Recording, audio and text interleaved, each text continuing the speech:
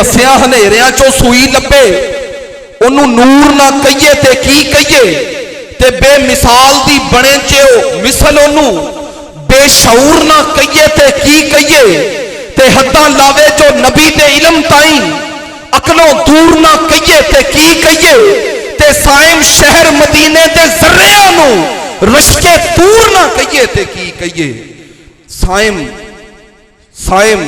شہر مدینے دے ذریعہ نو رشکے دور نہ کہیے تے کی کہیے. حضرات محترم بلا تاخیر و تمہید ملتمس ہوں ہمارے آج کے اسکالر پروفیسر احمد رضا اعظمی آپ کی خدمت میں گزارش کرتا ہوں تشریف لائیں اور اپنے خوبصورت انداز میں ہمیں اپنے خطاب سے محظوظ فرمائیں. آپ بھرپور انداز میں نعرہ لگائیے نعرہ تکبیر, ہاتھوں کو بلند کر کے نعرہ تکبیر, نعرہ رسالت, نعرہ حیدری, علماء اہل سنت.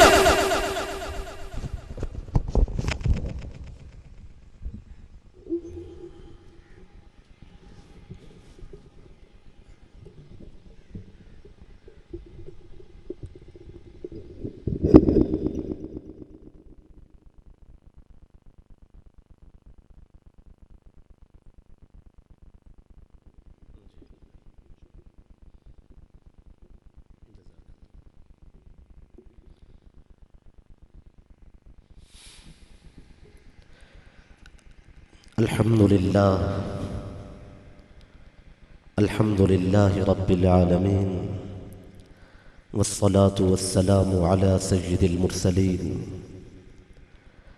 وعلى آله الطاهرين وأصحابه أجمعين. أعوذ بالله من الشيطان الرجيم. بسم الله الرحمن الرحيم.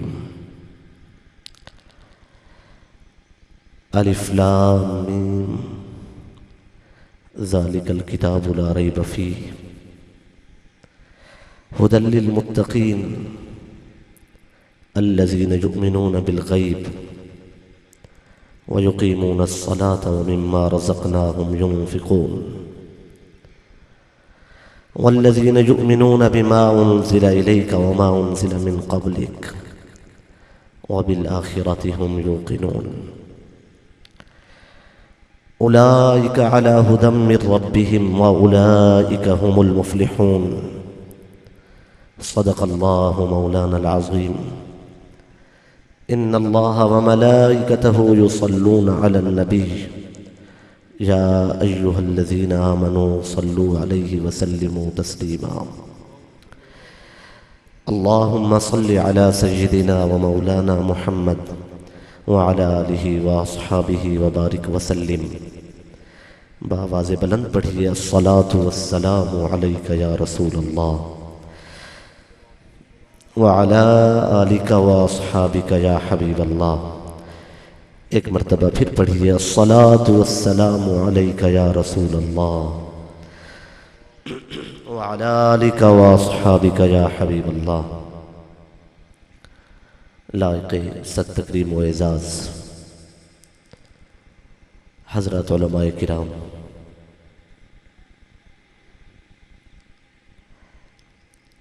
اور میرے نہایت ہی محترم سامعین سامعات، حاضرین حاضرات،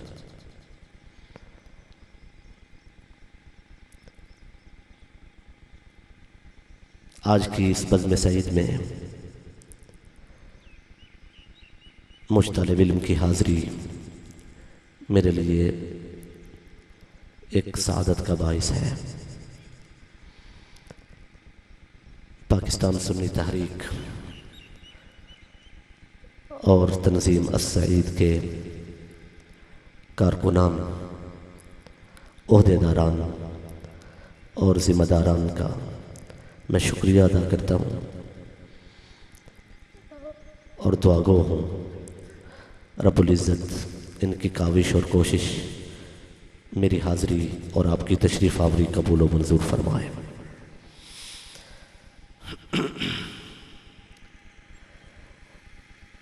آج کی اس بزم سعید میں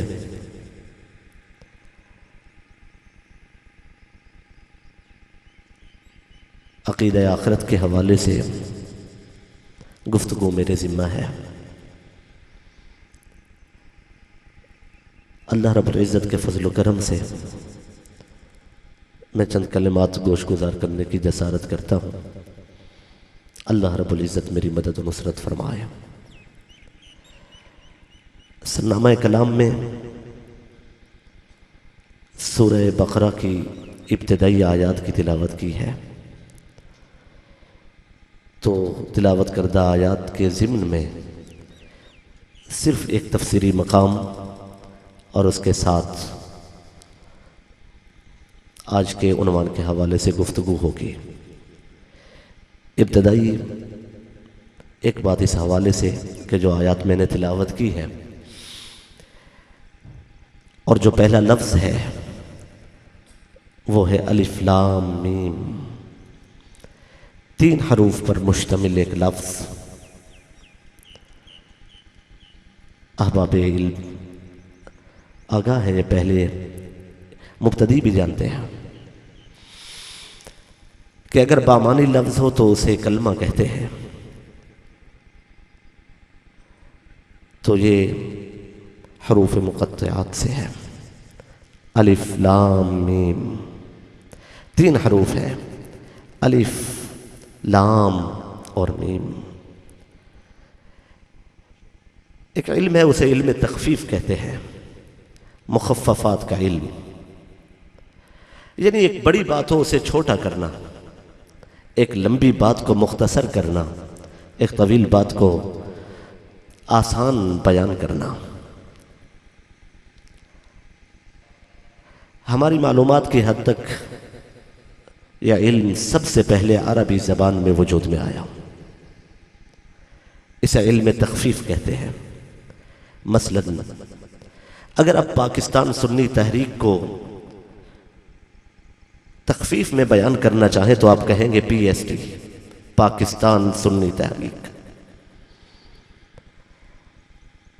کسی کے عہدہ اور منصب کو بھی تخفیف میں بیان کیا جاتا ہے، عام رواج ہے۔ ڈسٹرکٹ کوآرڈینیشن آفیسر کو DCO کہا جاتا ہے اور ڈسٹرکٹ پولیس آفیسر کو DPO کہا جاتا ہے۔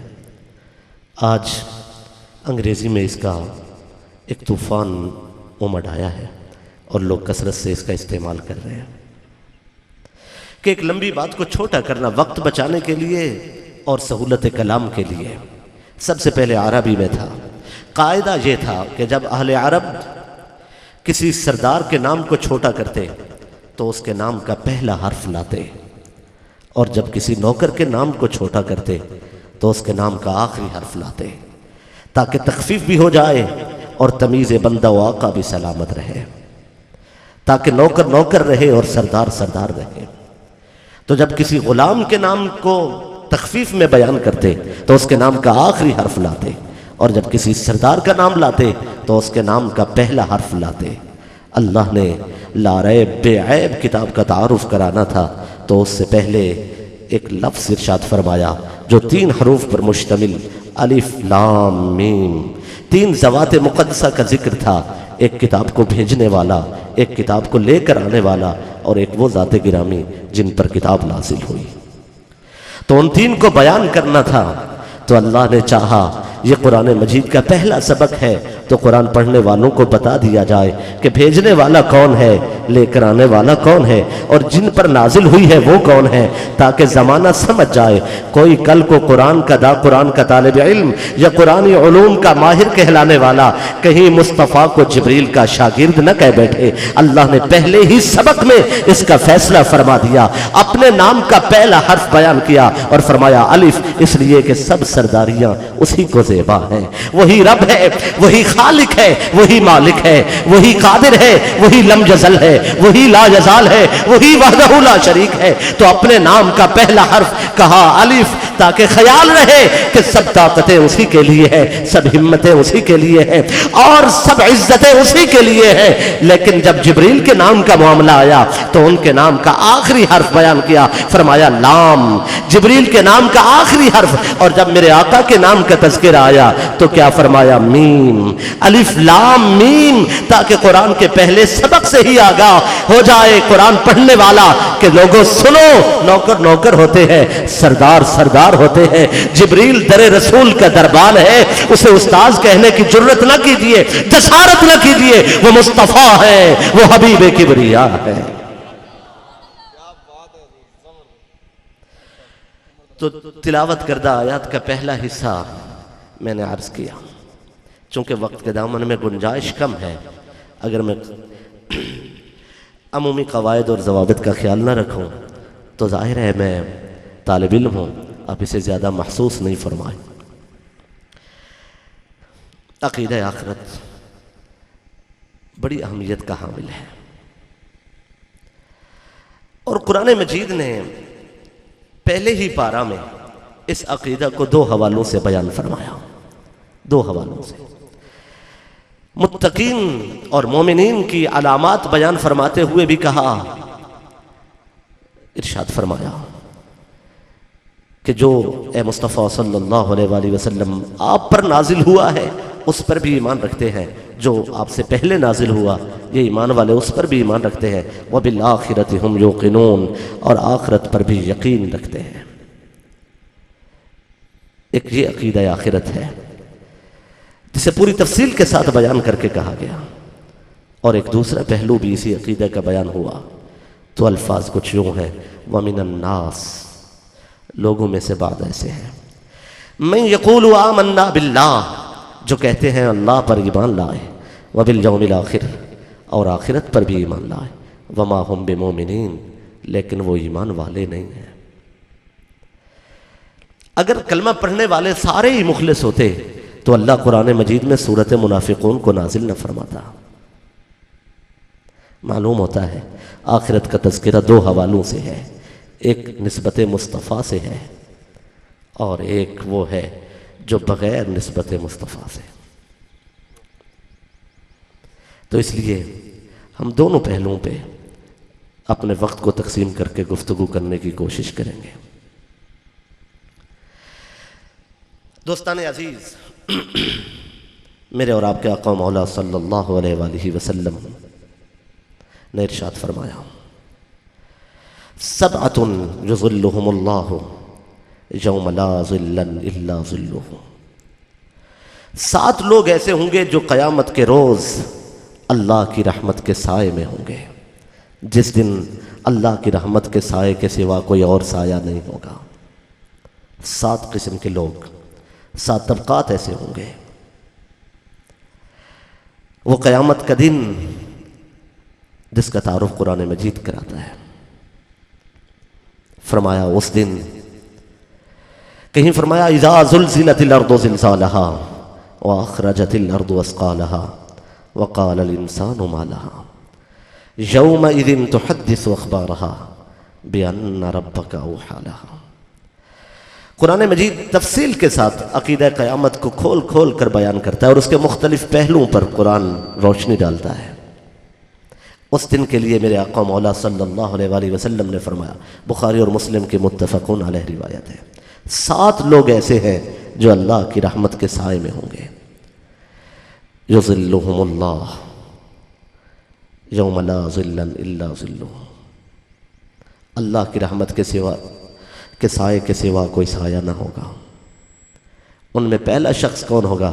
فرمایا امام عادل، عدل کرنے والا حکمران۔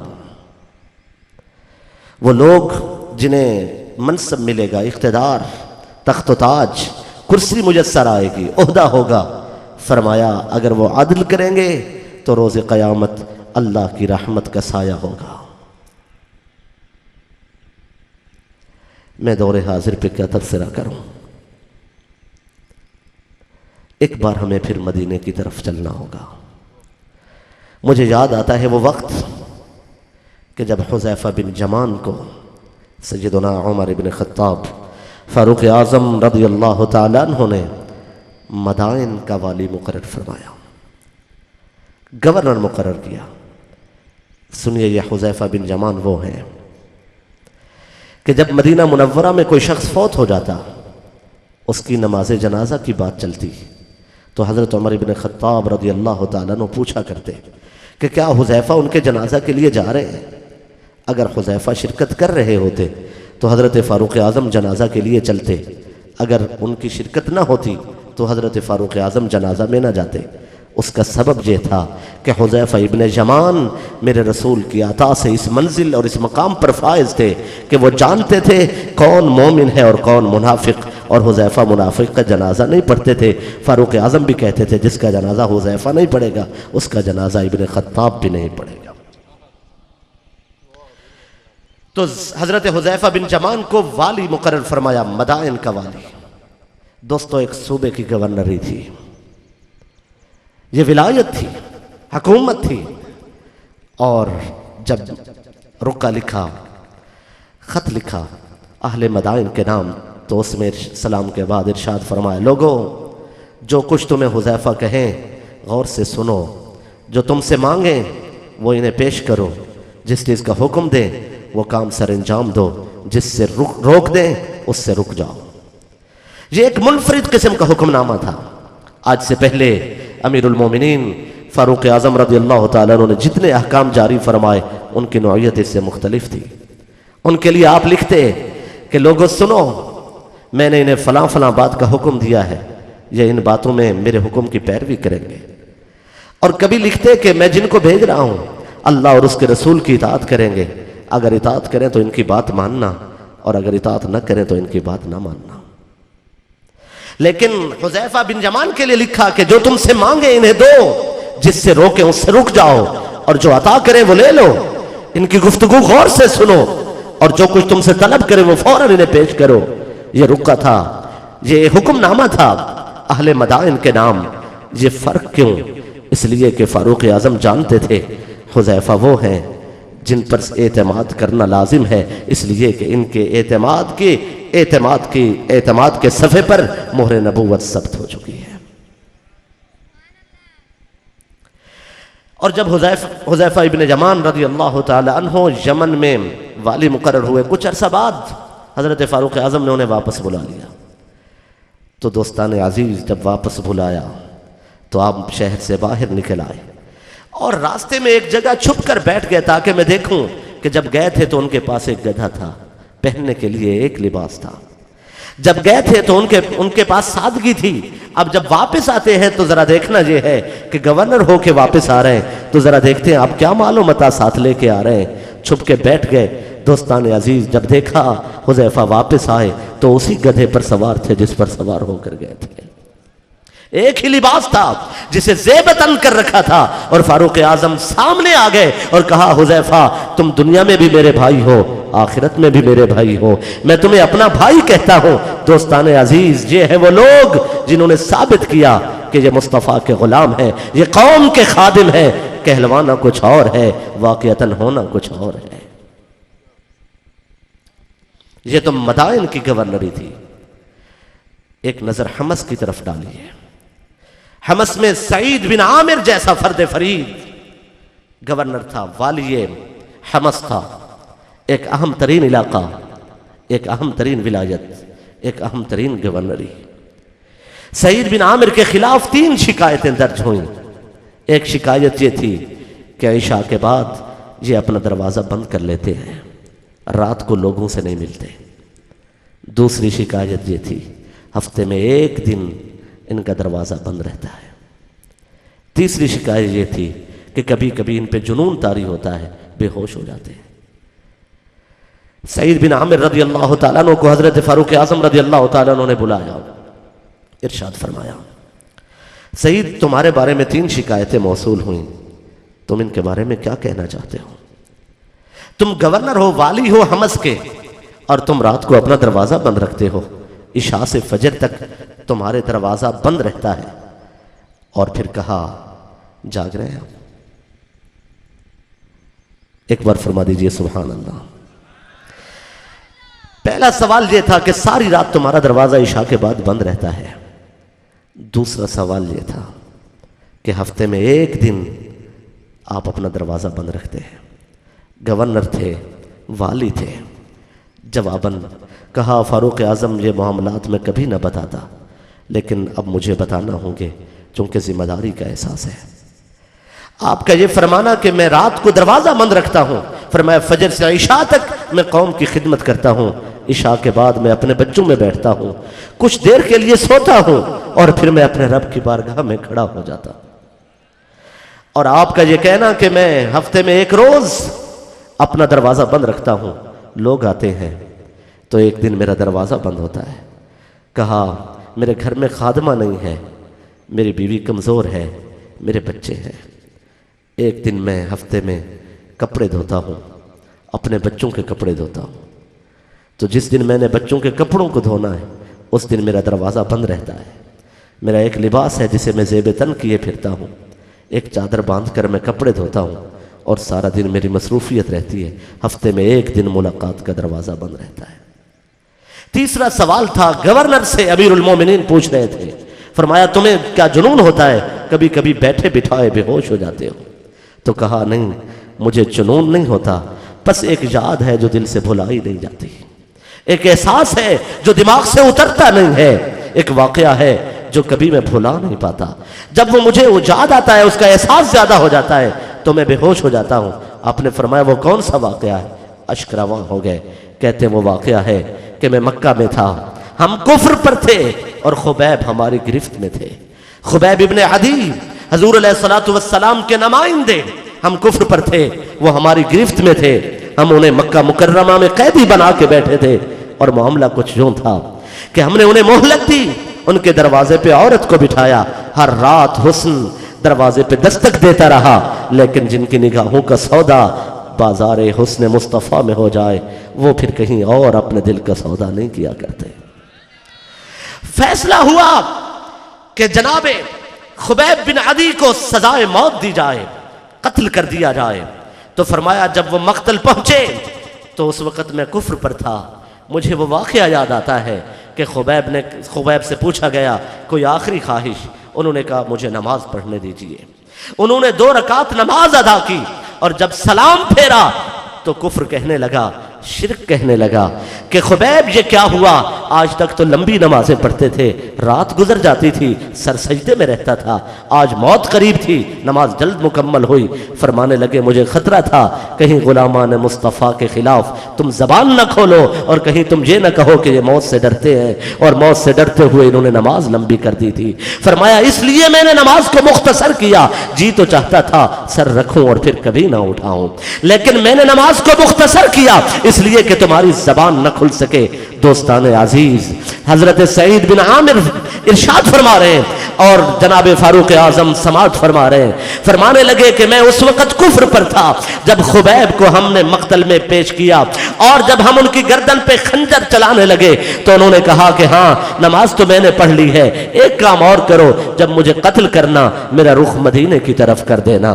جب مدینے کی بات چلی تو ہم تو مسلمان نہ تھے نا, ہم تو منکر تھے, کیسے برداشت کر سکتے تھے کہ کسی کا رخ مدینے کی طرف ہو جائے. ہماری جھوٹی غیرت کو یہ بات گوارا نہ تھی تو ہم انکار پر آمادہ ہوئے. ہم نے ان کا چہرہ پھیر دیا اور کہا ہمیں گوارا نہیں ہے کہ ہمیں نفرت بھی ان سے ہو اور تمہارا چہرہ بھی اس طرف کرے. تو اسی وقت بدیہن اس نے اشعار کہے. وہ شعر کیا تھے؟ ان اشعار میں سے آخری شعر میں آپ کے سامنے لاتا ہوں. جناب سعید بن عامر کہتے ہیں کہ اس وقت خبیب یہ کہہ رہے تھے فلست بالی حین اقتل مسلما علی ای جنب کان فی اللہ مصرعی. فرمایا کوئی بات نہیں ہے, اس میں کیا خطرہ ہے, اس میں کیا خطرے کی بات ہے کہ جب موت آ رہی ہے تو اسلام پر موت آ رہی ہے. پھر خطرے کی بات کیا ہے کہ جب مر رہا ہو تو پھر مسلمان ہو کے مر رہا ہو. پھر خطرے کی کیا بات ہے کہ موت قریب ہے تو ایمان تو سینے میں موجود ہے. علی ای جنب کان للہ مصرعی. فرمایا کوئی گھبرانے کی بات نہیں ہے, تم میرا چہرہ تو مدینے سے ہٹا سکتے ہو لیکن میرا دل تو مدینے سے نہیں ہٹا سکتے نا.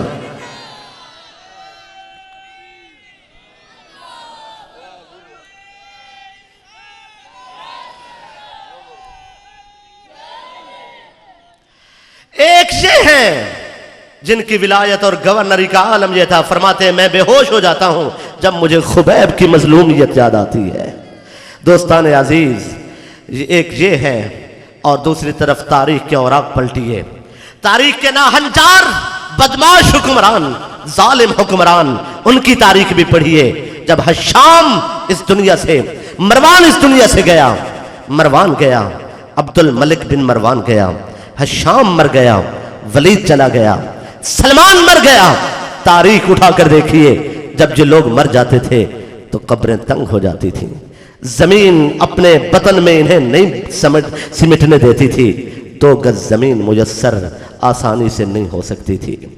जिनकी आंखों के इशारों पे नौकर काम करते थे, जो अपने वक्त के 80-80 लाख मुरब्बा मील जमीन पर हुकूमत करने वाले बदमाश हुक्मरान थे, जब मर जाते थे तो जमीन तंग हो जाती थी।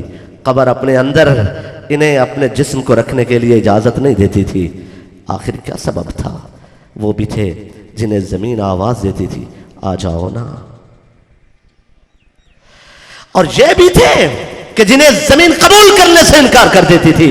इसका सबब क्या था? उठाइए तारीख। उमर बिन अब्दुल अजीज ने इन सब को अपनी आंखों से देखा, हशाम को, वलीद को, सलमान को। जब ये लोग इस दुनिया से गए तो जमीन तंग हो गई, कब्र आसानी से मुयस्सर ना आ सकती थी। दफन करने वाले जबरन जमीन के हवाले करके मट्टी डाल के वापस आ जाते थे।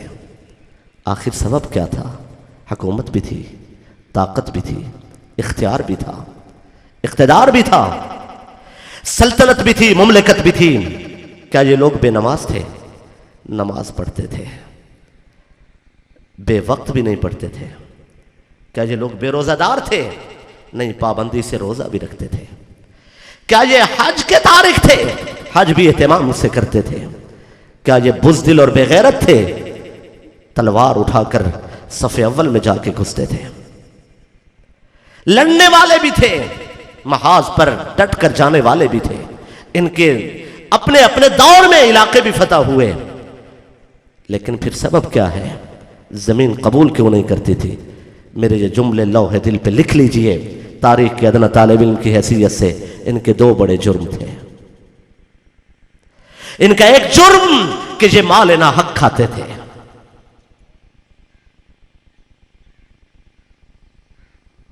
इनका पहला जुर्म था मुसलमानों का ना हक माल खाते थे।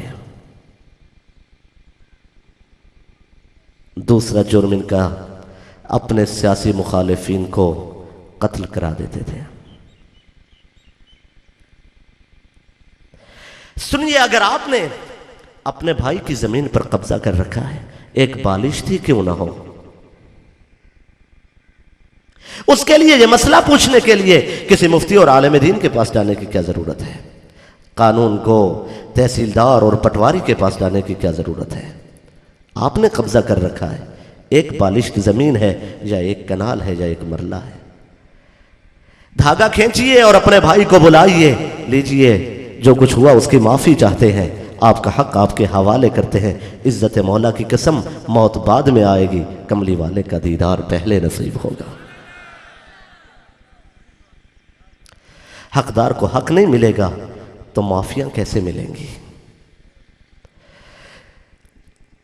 कौनैन के वाली ने इरशाद फरमाया, एक शख्स आएगा, बाल उसके गुबार आलूद होंगे, चेहरा मुरझाया हुआ होगा, दूर से आएगा, थकन होगी तबीयत पर। 2 ही मकाम हो सकते हैं, या जबल रहमत या हरम काबा। आने वाला रोएगा और रो रो के कहेगा, अल्लाह मुझे माफ कर दे, मैं तेरी बारगाह में हाजिर हुआ हूं, मेरी हाजिरी को कबूल कर दे, कबूल कर ले। लब्बैक अल्लाहुम्मा लब्बैक, अल्लाहुम्मा अग़फ़िरली, सारी रात सदाएं देगा। मेरे आका फरमाते हैं, आवाज आएगी, जा तेरी हाजिरी कबूल नहीं है, ला लब्बैक लक वला गुफ़रान लक, न तेरी हाजिरी है न तेरे लिए माफी है। फरिश्ते अर्ज करते हैं, अल्लाह सारी रात रोया है, तेरे दरवाजे पे बैठकर कोई एक आंसू भी बहाए, तेरे अर्श के दरवाजे खुल जाते हैं। ऐ मेरा मालिक, ये सारी रात रोया है, दूर का मुसाफिर था, चल के आया था, उम्मीद बना के आया था, धुतकार दिया गया है। मेरा मालिक तो रहमान और रहीम भी तो है। आवाज़ कुदरत आएगी, मलाइका सुनो, मतअमुहु हरामुन मशरबुहु हरामुन मलबसुहु हरामुन, इसका खाना हराम का है, इसका पानी हराम का है, इसका लिबास हराम का है। मुझे हया आती है ये हराम खा कर आए, हराम पी कर आए, हराम पहन कर आए और मैं इसकी हाजिरी कबूल कर लूं। मुझे तो वो चाहिए चाहे उनके पास 2 लुक़मे हों लेकिन हलाल की कमाई के हों। इमामुन आदिलुन, अदल करने वाला हुक्मरान। दूसरा कौन सा शख्स होगा जो रहमत इलाही के साए में होगा? फरमाया शाबुन मन नशा फी इबादतिल्लाहि ताला, वो जवान जो अपनी जवानी इबादत में गुजारेगा, जवानी अल्लाह की इबादत के लिए वक्फ करेगा। वक्त पीरी गुर्ग जालिम में शवत परहेजगार, जो अपनी जवानी, अल्लाह अकबर। तीसरा कौन सा शख्स होगा जो रहमत इलाही के साए में होगा? फरमाया वो लोग, वो तबका, रजुलान तहाबा फिल्लाही इज्तमआ अलैहि व तफर्रका अलैहि। फरमाया वो लोग जो अल्लाह की मोहब्बत दिल में रखते हुए जमा होंगे और अल्लाह की मोहब्बत दिल में रखते हुए अल्लाह के लिए जमा होंगे और फिर अल्लाह की मोहब्बत दिल में रखते हुए अल्लाह के लिए एक दूसरे से जुदा होंगे। क़यामत के रोज़ जिन्होंने अल्लाह के लिए जो जमा हुए और अल्लाह के लिए जो बिखर गए, फरमाया क़यामत के रोज़ अल्लाह की रहमत के साए में होंगे। और अगला तबका कौन सा है? रजुलुन क़ल्बुहु मुअल्लक़ुन फ़िल मसाजिद, वो लोग जिनका दिल मस्जिद में लटका रहता है, जो चराग मस्जिद होते हैं। चराग मस्जिद, मुझे आगे चलना है इसलिए मैं वाक़यात को रोक रहा हूँ। रजुलुन क़ल्बुहु मुअल्लक़ुन फ़िल मसाजिद, फजर पढ़ ली, ज़ोहर का इरादा किया, कारोबार करते रहे लेकिन दिल में ख्वाहिश रही कब वक्त आएगा, बुलावा आएगा, फिर उसकी बारगाह में हाजिर होंगे। असर पढ़ ली तो मगरिब का इरादा, मगरिब पढ़ ली तो इशा का इरादा, इशा पढ़ ली तो फजर का इरादा। उनका दिल मस्जिद के लिए तड़पता रहता है, रोज़ क़यामत रब की रहमत के साए में होंगे।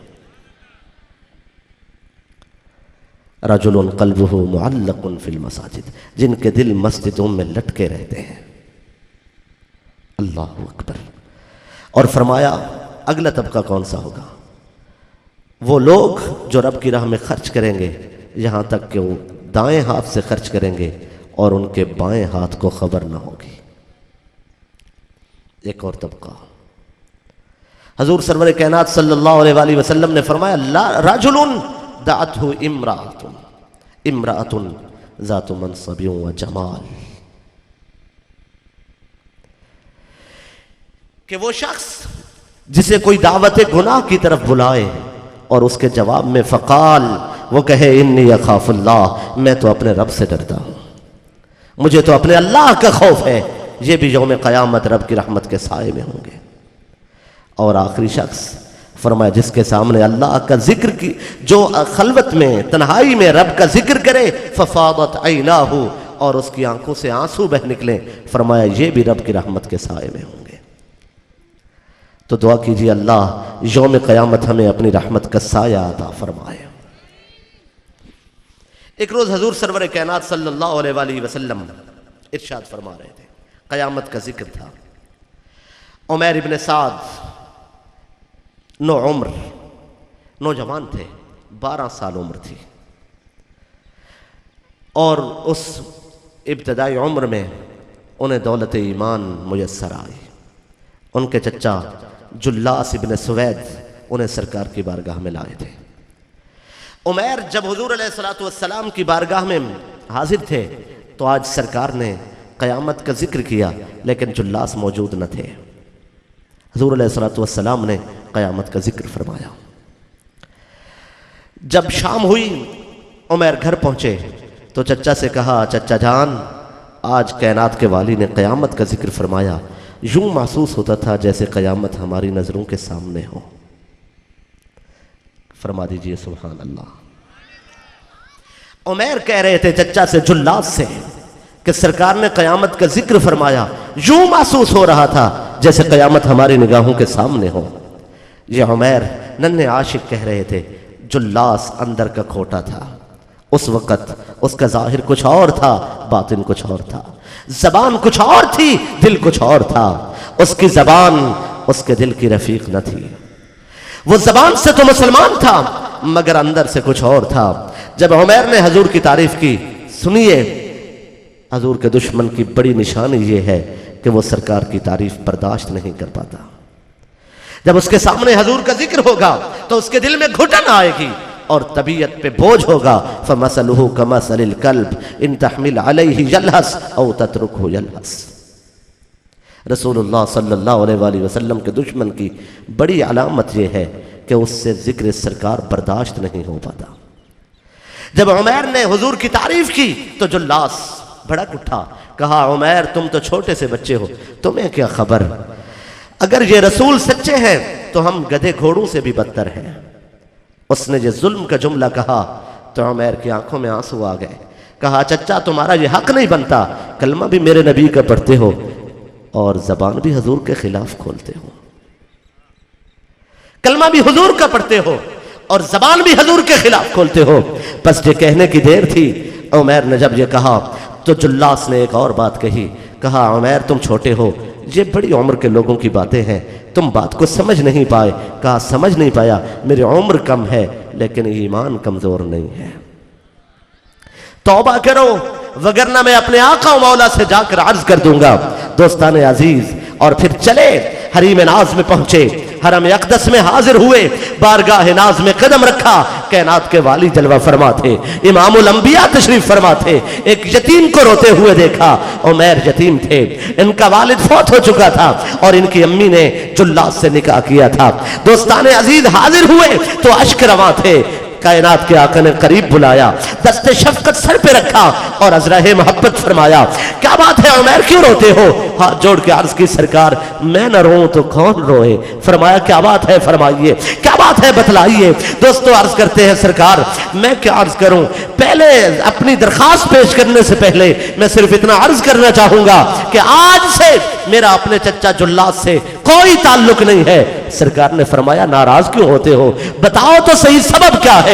عرض کی سرکار کلمہ بھی آپ کا پڑھتا ہے، زبان بھی آپ کے خلاف کھولتا ہے، مجھ سے یہ بات برداشت نہیں ہو سکتی۔ حضور میں نے آپ سے قیامت کا ذکر سنا، میں نے جا کر گھر ذکر کیا، اس سے تعریف برداشت نہ ہو پائی اور وہ مجھ سے کہنے لگا اگر یہ رسول سچے ہیں تو ہم گدھے گھوڑوں سے بھی بدتر ہیں۔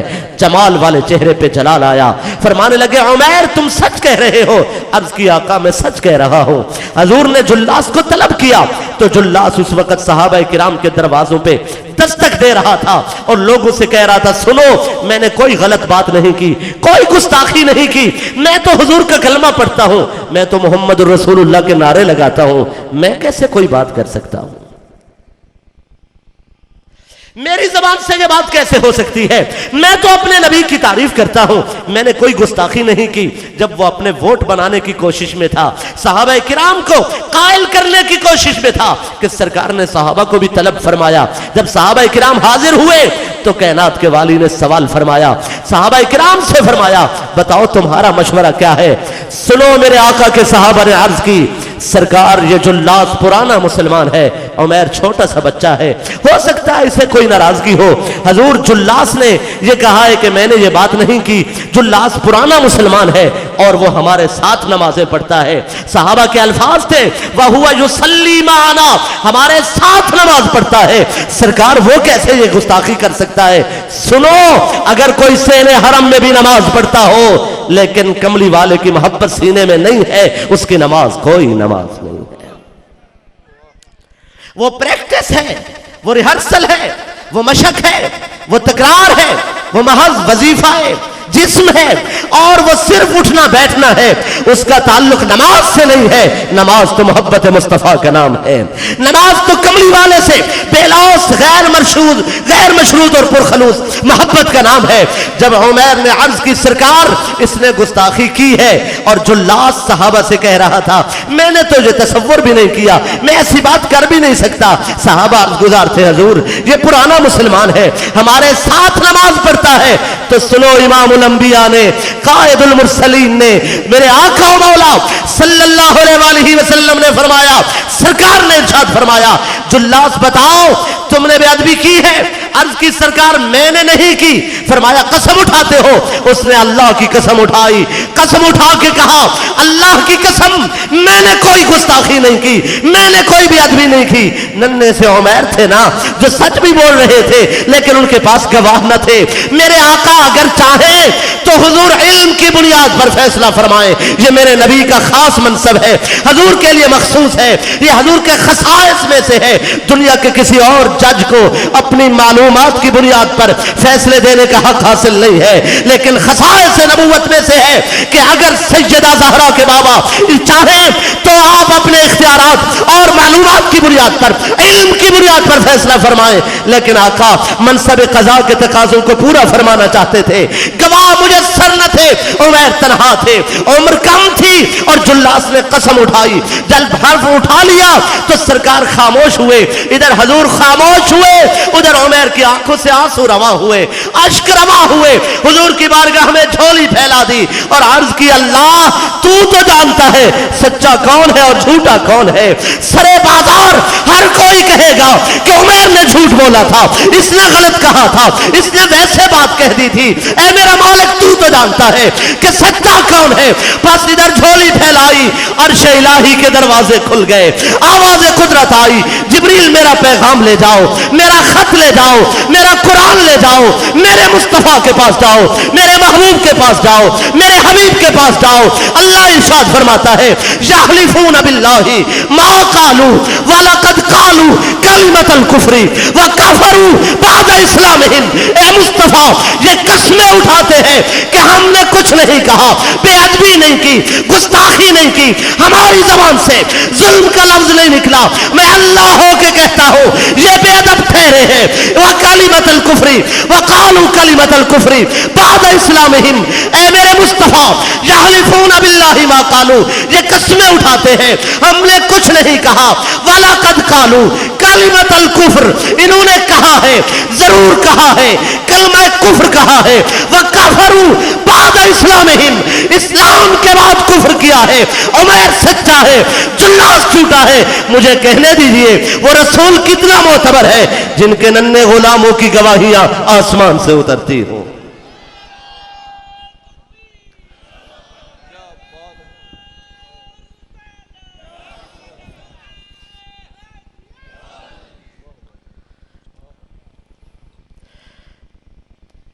سرکار قیامت کا ذکر فرما رہے تھے، ایک بار ذرا جاگ کر فرما دیجئے سبحان اللہ، ماشاءاللہ۔ تو سنیے، خوف کی باتیں بھی ہوئیں، امید کی بات بھی ہو جائے۔ یہ قیامت کا دن کتنا بڑا دن ہوگا۔ قرآن مجید نے ارشاد فرمایا مقدارہ 50,000 سنہ، یہ ایک دن 50,000 سال کے برابر ہوگا۔ کتنے ہزار سال کے برابر؟ 50,000 سال کے برابر۔ صحابہ کرام آپ دیدہ بارگاہ رسالت مآب میں حاضر ہوئے۔ صاحب تفسیر مظہری علامہ قاضی ثناء اللہ پانے پتی نے اسے کتب حدیث کے حوالے سے نقل فرمایا۔ حضور علیہ الصلوۃ والسلام نے ارشاد فرمایا کیا بات ہے، کیوں پریشان ہو؟ عرض کی سرکار ایک دن ہو اور 50,000 سال کے برابر۔ سنو، سرکار نے فرمایا یہ کوئی تمہارے لیے ہے؟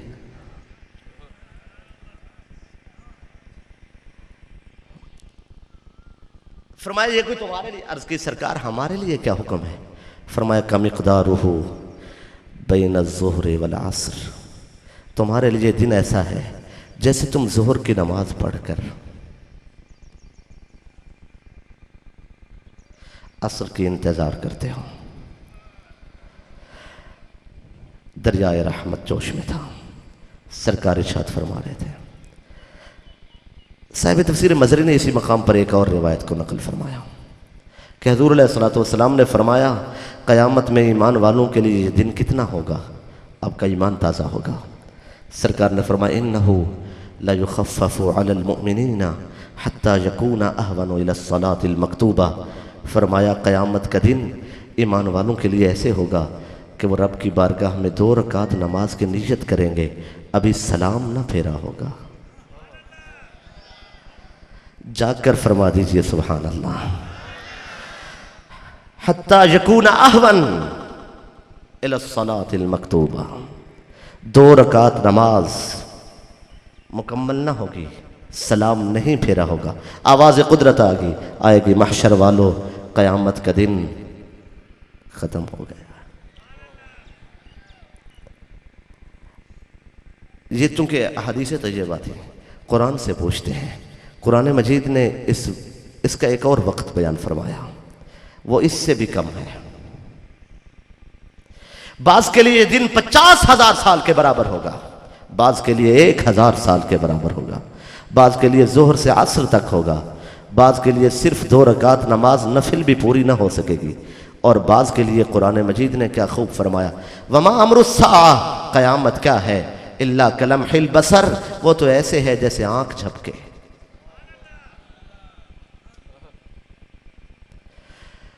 وما امر الساعۃ الا کلمح البصر، نہیں ہے قیامت مگر ایسے جیسے آنکھ جھپکے۔ مالک آنکھ جھپکنے میں بھی وقت لگتا ہے، فرمایا او ہوا اقرب، اس سے پہلے ختم ہو جائے گی۔ لیکن آپ نے توجہ فرمائی، عربی زبان میں، عربی میں جب وقت کو بیان کیا جاتا ہے تو اس کے لیے اپنی اکائیاں موجود ہیں، اس کے اپنے الفاظ ہیں، اپنے مخصوص الفاظ ہیں، اکائیاں موجود ہیں۔ کدقیقۃ، کلحظۃ، کلمحۃ، کساعۃ، وہ دن ایسے ہوگا جیسے ایک ساعت، ایک لمحہ، ایک پہر۔ نہیں، قرآن مجید نے کیا کہا، الا کلمح البصر، جیسے آنکھ جھپکے۔ مالک وقت بتانا ہو تو آنکھ کے جھپکنے کا کیا تعلق ہے؟ وقت ہی بتانا ہے تو اس کے لیے وقت کی اکائیوں کا ذکر بھی ہو سکتا تھا، کلحظۃ، کلمحۃ، کساعۃ، لیکن یہاں کیا بیان ہو رہا ہے، کلمح البصر، جیسے آنکھ جھپکے۔ مالک قیامت کا وقت بتانا تھا تو وقت کی اکائیوں میں بیان کیا جاتا، آنکھ کے جھپکنے کا ذکر کیوں ہے؟ فرمایا تاکہ زمانہ سمجھ جائے، محشر میں جب اہل محشر جمع ہوں گے، مصطفیٰ کے چاہنے والے آ جائیں گے، حضور کے نام لیوا آ جائیں گے، عاشق آ جائیں گے، اور دعوی عشق میں صداقت کا جذبہ رکھنے والے جب حضور ناز میں حریم اقدس میں آئیں گے تو فرمایا اب ان کے لیے قیامت کیا ہے؟ ہم نے کہہ دیا ہے نا، کلمح البصر، جیسے آنکھ جھپکے، یعنی اب اشارہ چشم چاہیے، اب کسی آنکھ کا اشارہ چاہیے۔ اے محبوب، اپنی مبارک آنکھ کے اشارے سے آپ ان کے لیے اشارہ کر دینا، قیامت کے خاتمے کا اعلان ہم کر دیں گے۔ الا کلمح البصر او ہوا اقرب، مالک ایک آنکھ جھپکنے سے پہلے 50,000 سال گزر جائے۔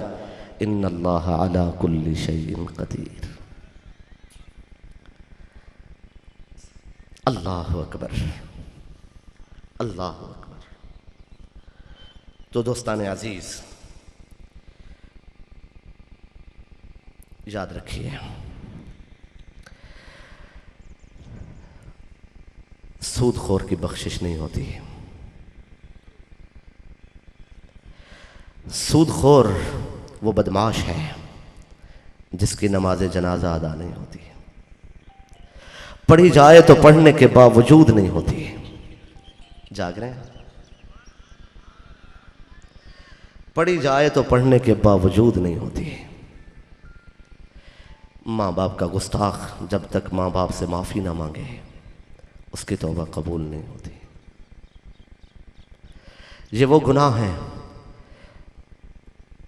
جن کا ناسور اس معاشرے میں پھیل رہا ہے۔ برائی کی ابتدا شراب کے نشے سے ہوتی ہے۔ شراب حرام ہے، چاہے شادی کی تقریب میں کیوں نہ پلائی جائے، اور اس کا حملہ آنکھ پر ہے۔ اگر یہ زہریلی ہو تو بینائی ختم، اگر زہریلی نہ ہو تو حیا ختم۔ سنیے، وہ عورت روز قیامت رب کا مکھڑا نہیں دیکھ سکے گی جس نے غیر محرم کو ہاتھ لگایا ہوگا۔ چاہے میرے معاشرے کے ترقی پسند لوگ میری باتوں کو غلط سمجھیں یا انہیں ناگوار گزرے، مجھے پھر بھی کہنا ہوگا، مصطفیٰ کے دین کے ادنیٰ نوکر کی حیثیت سے یہ ترقی نہیں ہے یہ تنزلی کا راستہ ہے. عورت کو عزت دی ہے میرے نبی نے عطا کی ہے، میرے رسول نے عطا کی ہے. ابن بطوطہ مشہور زمانہ لکھاری سفرنامہ ابن بطوطہ میں لکھتا ہے 16ویں صدی میں ہندوستان کی سرزمین سے گزر رہا تھا. وہ کہتا ہے کہ میں نے دیکھا ایک ہندو میت کو جلانے کے لیے لکڑیاں جمع تھیں. میت کو لایا گیا، آگ لگائی گئی. اس کی زندہ بیوی کو لایا گیا، زندہ عورت کو جلانے کی کوشش کی گئی. میں سوچ میں تھا کہ زندہ کو کیوں جلاتے ہوں گے. ابن بطوطہ کہتا ہے کہ انہوں نے زندہ عورت کو اٹھایا، کہا یہ ہمارے مذہب کا معاملہ ہے. عورت سے کہا وفاداری کا تقاضا یہ ہے کہ تم بھی خاوند کے ساتھ جل کر مر جاؤ. اسے اٹھایا اور زندہ عورت کو جلتی آگ میں ڈال دیا.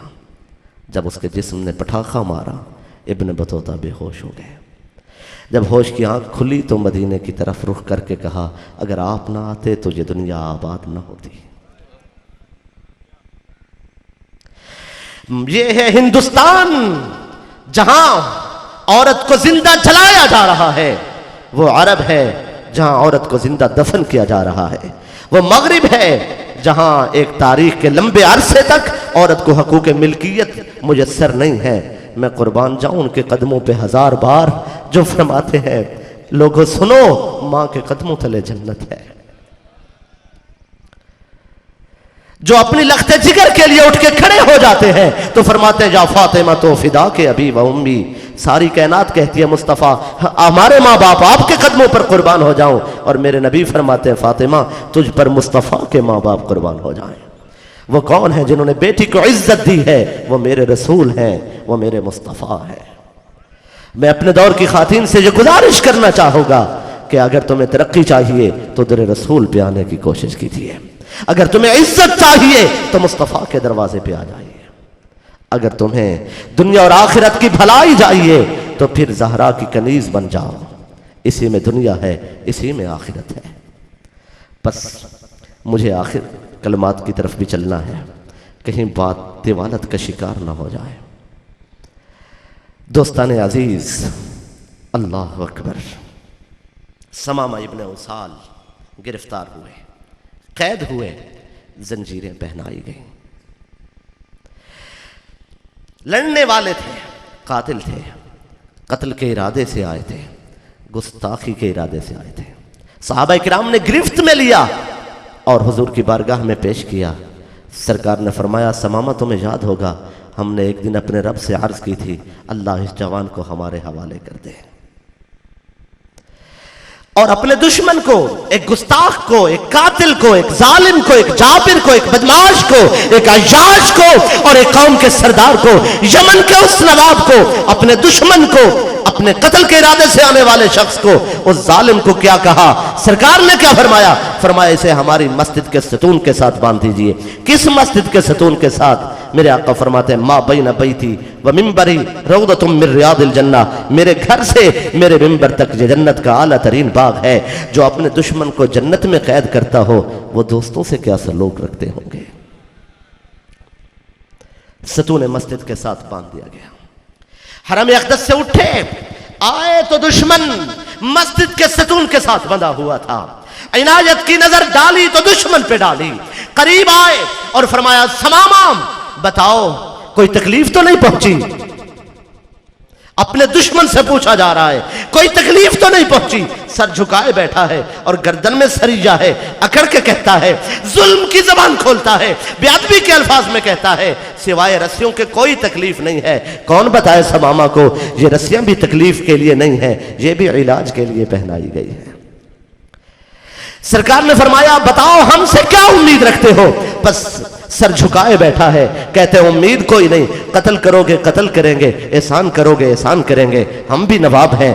اگر ہم پہ احسان کرو گے تو ہم احسان رکھتے نہیں ہیں، مال و دولت لٹائیں گے، اور اگر قتل کرو گے میرا قبیلہ ہے ہم بدلہ لیں گے، ہمارے پاس گھوڑے بھی ہیں، جوان بھی ہیں، تلواریں بھی ہیں. वो जुल्म की जुबान बोल रहा था, इधर रहमत की जुबान बोल रहे थे। उसने कहा कत्ल करोगे कत्ल करेंगे, एहसान करोगे एहसान करेंगे। फिर फरमाया अच्छा समामा ये बातें तो होंगी, लेकिन एक बात सुनो, हम किसी को कत्ल करके खुश नहीं होते, और जब कभी भी किसी पे एहसान करते हैं तो बदला नहीं लिया करते हैं। बस एक बात है, आदाब गुफ्तगू का तकाजा है, हम तुम्हारी तरफ देखते हैं, तुम भी जरा हमारी तरफ देखो, ताकि बात तो आमने सामने हो जाए, जरा नजरों से नजरें मिलाकर बात करें। तुम भी कौम के सरदार हो, नवाब हो, तुम्हें भी आदाब गुफ्तगू का पता है। वो अभी जुल्म की राह पे था ना, तो सर झुका के कहता है मैं आपसे नफरत रखता हूं, मेरा दिल नहीं चाहता कि मैं आपको देखूं, मेरा उसूल ये है मैं उसे देखता हूं जिससे मुझे मोहब्बत हो। जब दिल में नफरत है देखने का फायदा क्या है, हम आपको नहीं देखेंगे। दोस्तान अजीज, उसकी सख्त बातें सुनकर मुसल्ला की जानिब बढ़ गए। लबों पे तबस्सुम रहा, माथे पे कोई शिकन न थी, कोई सख्ती न थी, लहजे में कोई सख्ती न थी, लफ्जों में कोई सख्ती न थी। नमाज पढ़ाई, सरकार नमाज से वापस आए, अगले रोज फिर आए, फिर समामा के करीब पहुंचे, फिर सवाल किया कोई तकलीफ तो नहीं है? वो कहते हैं रस्सियों के सिवा कोई तकलीफ नहीं है। क्या उम्मीद रखते हो? ना उम्मीद है ना खौफ है, न जिंदगी की भीख मांगते हैं, न मौत की दरखास्त करते हैं, जो जी चाहे फैसला करो, हमारी तरफ तो देखो। कहते हम उसे देखते हैं जिससे हमें मोहब्बत हो। न सवाल बदला न जवाब बदला। अगर वो जुल्म का रास्ता नहीं छोड़ सकता था, मेरे आका भी खुल्क का रास्ता नहीं छोड़ सकते थे। वो दोस्तों सरकशी से बोलता रहा, ये इनायत से कलाम करते रहे। तीसरे रोज कायनात के वाली, अंबिया के इमाम, सैयदा ज़हरा के मुकद्दस बाबा फिर तशरीफ लाए, फिर समामा से हम कलाम हुए। सवाल भी बराबर रहा तो जवाब भी बराबर रहा।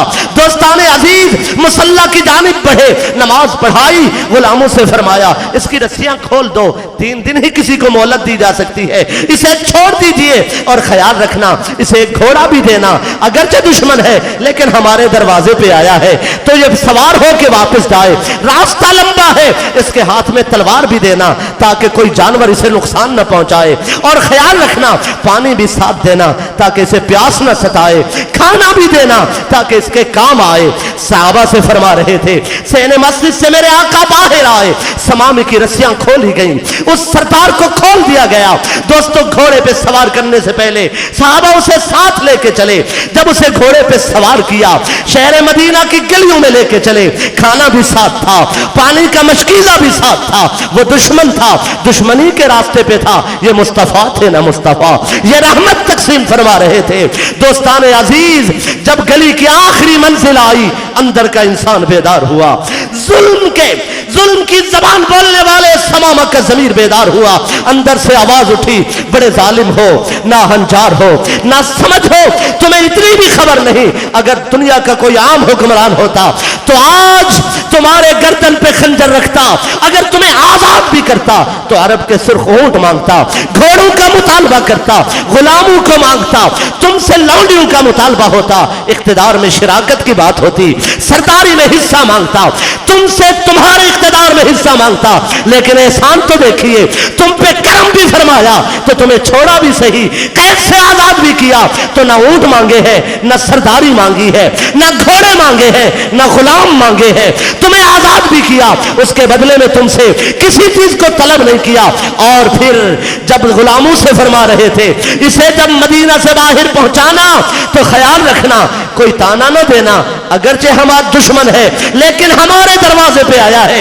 दिल में ख्याल आया, एक बार तुम भी मुड़कर देख लेते, न तुमसे माल मांगते थे, न जर मांगते थे, न दौलत मांगते थे, न इख्तिदार मांगते थे। एक ही बात उन्होंने की थी कि अगर तुम कहना चाहते हो तो हमारी तरफ देखकर कुछ कहो ताकि नजरों से नजरें मिल जाएं। एक ही बात उन्होंने की थी, लेकिन तुम इतने बदमाश हो कि तुम तो एक बार देख नहीं सके। अब देखो तो सही, जमाना अपने बच्चे लुटाता है, वो हंसी कैसे है, लोग अपना माल लुटाते हैं, वो खूब रूह कैसे है, लोग जो अपना सब कुछ लुटाते हैं वो जमील कैसे है। एक बार देख तो लो। दोस्तान अजीज, शहर की आखिरी मंजिल पे जाते हुए उसने घोड़े को रोका और मुड़कर देखना चाहा। चौराहे पे अंबिया के इमाम जलवा फरमा थे। मैं क्या अर्ज करूं, जिनके हुस्न की एक झलक देखने के लिए यूसुफ भी सफ बस्ता नजर आते हो, वो मुस्तफा دفعہ شہر مدینہ کے چوراہے پہ سرکار جلوہ فرما تھے کہ سماما نے سواری کو روکا اور ایک بار مڑ کر دیکھا. عزت مولا کی قسم جب تک نہیں دیکھا تھا آنکھیں بھی اپنی تھی دل بھی اپنا تھا. ایک بار دیکھا نہ آنکھیں اپنی تھی نہ دل اپنا تھا.